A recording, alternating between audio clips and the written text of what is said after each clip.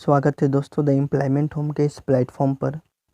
किसमें कितना है दम के सीरीज़ का ये हमारा तीसरा वीडियो होगा। आज हम लोग बायोलॉजी के 10 महत्वपूर्ण प्रश्नों को देखेंगे जो परीक्षाओं में पूछे जाते हैं। चलिए देखते हैं आप इस 10 महत्वपूर्ण सवालों में से कितने सवालों का जवाब दे पाते हैं। आप हमें वीडियो के अंत में कमेंट करके ज़रूर बताएं कि आप 10 में से कितने सवालों का सही जवाब दे पाए हैं। अगर आप हमारे चैनल पर नए हैं तो सबसे पहले चैनल को सब्सक्राइब कर लीजिए और इससे पहले की सीरीज़ अगर आप नहीं देखें तो चैनल के प्लेलिस्ट में जाकर किसमें कितना है दम के प्रीवियस वीडियो को देखिए। चलिए स्टार्ट करते हैं। चलिए आज का हमारा पहला क्वेश्चन है, एक जीन एक एंजाइम सिद्धांत का प्रतिपादन किसने किया था। ऑप्शन ए है मेंडल, ऑप्शन बी है मॉर्गन, ऑप्शन सी है डार्विन, ऑप्शन डी है बीडल और टैटम। तो इस क्वेश्चन का सही उत्तर है ऑप्शन नंबर डी, बीडल और टैटम। एक जीन एक एंजाइम का सिद्धांत का सबसे पहले प्रतिपादन बीडल और टैटम ने किया था। यानी इन्होंने सबसे पहले बताया कि एंजाइम का जो नियंत्रण होता है, एंजाइम का जो कंट्रोल होता है वो जीन के द्वारा होता है। और जीन के बारे में हम लोग जानते हैं कि जीन जो है हमारे डीएनए में पाए जाते हैं और डीएनए का काम होता है जो आनुवांशिक लक्षण होते हैं, यानी जो जेनेटिक कैरेक्टर्स होते हैं उसे धारण करके रखता है डीएनए, और उसी डीएनए में जीन पाए जाते हैं। और जीन का काम होता है कि जो आनुवांशिक लक्षण होते हैं उन लक्षणों को एक पीढ़ी से दूसरे पीढ़ी तक पहुंचाना, यानी आनुवांशिक लक्षणों को, माता पिता के आनुवांशिक लक्षणों को बच्चों तक पहुंचाने का काम जो करता है वो जीन करता है। इस सिद्धांत के माध्यम से बीडल और टैटम ने बताया हमारे शरीर में जो एंजाइम होते हैं उस एंजाइम का कंट्रोल, उस एंजाइम का नियंत्रण जीन के द्वारा होता है। इस सिद्धांत के अनुसार इसने बताया कि एक जीन जो होता है एक विशिष्ट प्रकार के एंजाइम, यानी एक जीन एक विशेष प्रकार के एंजाइम को कंट्रोल करता है। यही है एक जीन एक एंजाइम का सिद्धांत, जिसका प्रतिपादन, जिसका परिकल्पना बीडल और टैटम ने किया है। चलिए नेक्स्ट क्वेश्चन देखते हैं। तो आज के सीरीज का दूसरा सवाल है, आनुवांशिकी यानी जेनेटिक्स की आधारभूत इकाई जीन है। इसका सबसे पहले प्रयोगशाला में संश्लेषण किसने किया था।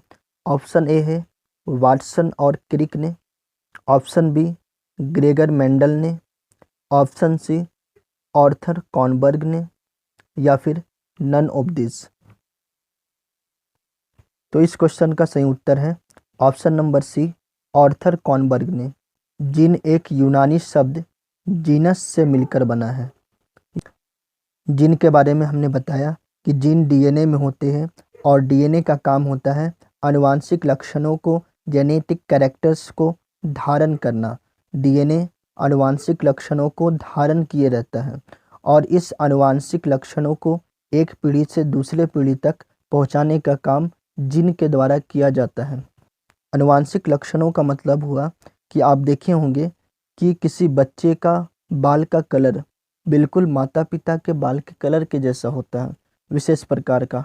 आँखों का रंग उसके माता पिता के आँखों के रंगों से मिलता है ना। तो कुछ माता पिता के लक्षण बच्चों में मिलते हैं, उन लक्षणों को एक पीढ़ी से दूसरे पीढ़ी तक पहुंचाने का काम जीन के द्वारा किया जाता है। तो सबसे पहले आर्थर कॉनबर्ग ने ही बताया कि जो आनुवांशिकी है, जेनेटिक्स है, उसकी इकाई क्या है, जीन है। इसका सबसे पहले संश्लेषण प्रयोगशाला में आर्थर कॉनबर्ग ने किया था। चलिए नेक्स्ट क्वेश्चन देखते हैं। क्वेश्चन नंबर तीसरा, जीवाणु भोजी यानी बैक्टीरियोफेज कौन होते हैं। ऑप्शन ए एक प्रकार के मिट्टी के जीवाणु, ऑप्शन बी जीवाणु को संक्रमित करने वाले विषाणु, ऑप्शन सी मनुष्यों को संक्रमित करने वाले परजीवी विषाणु, ऑप्शन डी प्रावस्थाओं में वृद्धि करने वाले विषाणु। इस क्वेश्चन का सही उत्तर है ऑप्शन नंबर बी, जीवाणु को संक्रमित करने वाले विषाणु। बैक्टीरियोफेज एक प्रकार का वायरस है और यह वायरस बैक्टीरिया को संक्रमित करता है। बैक्टीरियोफेज का मतलब होता है कि बैक्टीरिया को अपना भोजन बनाने वाला, है ना। तो याद रखिएगा जीवाणु भोजी एक वायरस है और यह वायरस बैक्टीरिया को यानी जीवाणुओं को संक्रमित करता है। अगर सवाल पूछे जीवाणु भोजी की खोज किसने की थी, बैक्टीरियोफेज की खोज फ्रेडरिक डब्ल्यू टवार्ट ने जीवाणु भोजी की खोज की थी। चलिए नेक्स्ट क्वेश्चन देखते हैं। क्वेश्चन नंबर 4, इनमें से अंडे देने वाले स्तनधारी कौन है? ऑप्शन नंबर ए ऊदबिलाव, option number B opossum, option number C kangaroo, option number D duck billed platypus. तो इस क्वेश्चन का सही उत्तर है option number D duck billed platypus. Duck billed platypus यह एक मैमल्स स्तनधारी है जो पूर्वी ऑस्ट्रेलिया में मुख्यतः पाया जाता है। और ये जो स्तनधारी है, यह स्तनधारी मोनोट्रिम ग्रुप का एक जाति है। मोनोट्रिम ग्रुप का स्तनधारी ऐसा होता है जो अपने बच्चे को दूध तो पिलाते हैं लेकिन मादाएं गर्भ धारण करने के बजाय अंडे देती हैं। तो देखिए ये मैमल्स है डक बिल्ड प्लेटिपस, है ना। ये डक बिल्ड प्लेटिपस ये एक ऐसा मैमल्स है जो अंडे देती है।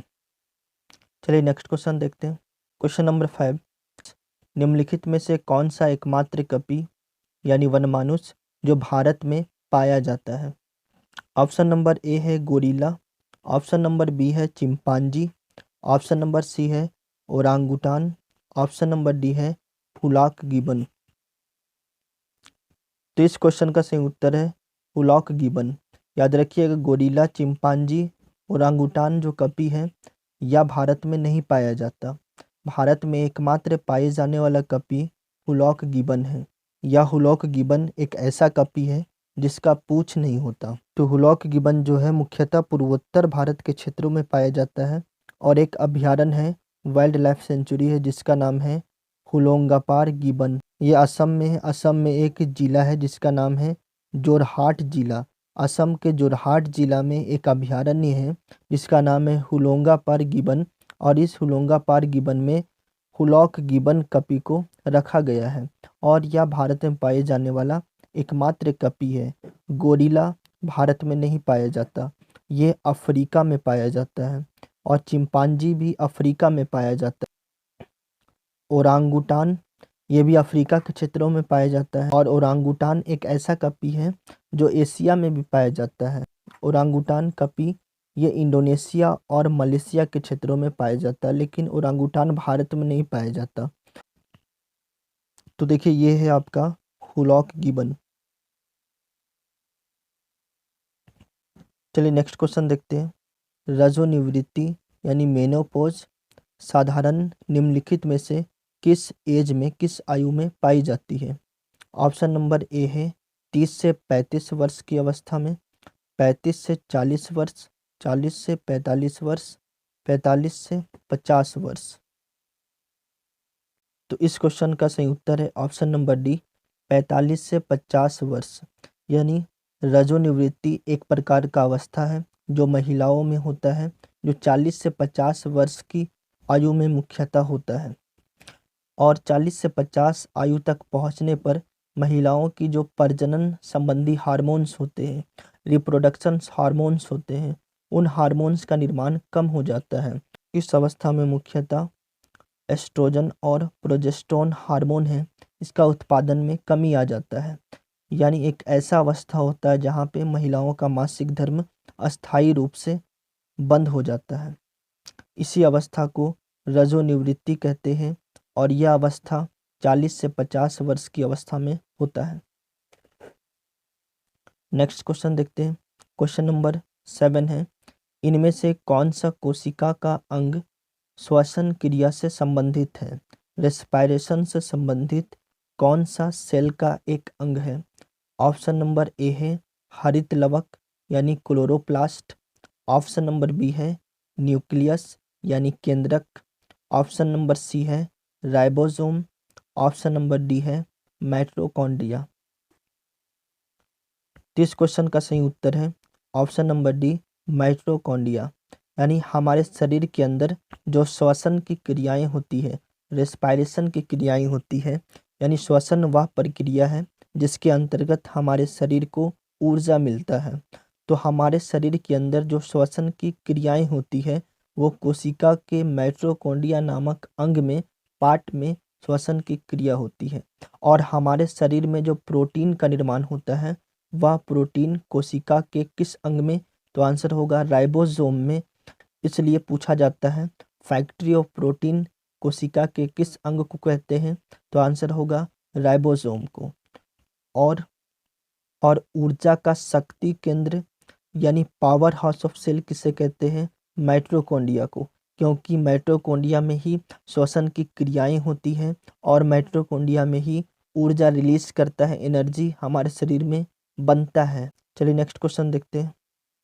क्वेश्चन नंबर 8 है, वयस्कों में श्वेत रुधिर कोशिका यानी WBC व्हाइट ब्लड सेल्स तथा लाल रुधिर कोशिका यानी RBC का अनुपात क्या होता है? ऑप्शन नंबर ए है 1:1200, option number B 1:1000, option number C 1:600, option number D 1:500। तो इस क्वेश्चन का सही उत्तर है ऑप्शन नंबर सी 1:600। यानी हमारे शरीर के अंदर WBC और RBC किस रेशियो में पाए जाते हैं, इनकी संख्या किस रेशियो में होती है? आंसर होगा 1:600। RBC से सवाल एग्जाम में पूछा जाता है कि RBC क्या है? तो RBC हमारे ब्लड का एक पार्ट है और इसका निर्माण कहाँ पे होता है? तो RBC का निर्माण अस्थि मज्जा में होता है, बोन मैरो में होता है।